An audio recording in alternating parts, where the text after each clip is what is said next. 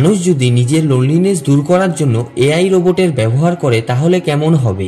এই ধরনেরই গল্প আমরা 2025 সালের কম্পেনিয়ন মুভিতে দেখি, যেটা একটা সাইফাই হরর জনারের মুভি। এখানে আমাদের আইরিস নামের এক হিউম্যান রোবটের কাহিনী দেখানো হয়েছে, যে তার বয়ফ্রেন্ডের সাথে উইকেন্ড ট্রিপে যায়, কিন্তু তার প্রোগ্রামে কিছু গড়বড়ির কারণে সে তার বয়ফ্রেন্ডেরই বন্ধুকে মার্ডার করে বসে। যেখানে আইরিসের চরিত্রে সোফি দুর্দান্ত অভিনয়ের সাহায্যে নজর কাড়ে, আর তার বয়ফ্রেন্ড হিসাবে জ্যাকও সেই দিকে পিছিয়ে নেই। এর মধ্যে থাকা ভিজুয়াল আর থিম আপনাকে এআই রোবটের এক ভয়ঙ্কর সত্যির সাথে পরিচয় করাবে। এর ভালো দিক হলো গল্পে থাকা টুইস্ট, সাসপেন্স আর রোবট আর মানুষের সম্পর্ক। খারাপ দিক হলো এর মধ্যে থাকা কিছু ক্যারেক্টার প্রপারলি ডেভেলপ না করার কারণে এটা সিনেমার একটা উইক পয়েন্ট হয়ে দাঁড়ায়, যার ফলে সিনেমা মাঝে মধ্যে একটু কনফিউজিং লাগে। এইসব বাদ দিলে কম্পেনিয়ন একটা ইউনিক মুভি, যেটা হিউম্যান রোবটের অনুভূতি আর মানুষের সাথে তাদের সম্পর্ক তুলে ধরে। তাই যারা সাইফাই হরর মুভি দেখতে ভালোবাসেন তাদের জন্য এটা মাস্ট রেকমেন্ডেড। তো এটাই ছিল আজকের কম্পেনিয়ন মুভির রিভিউ, যেটা আপনি একবার ট্রাই করতে পারেন।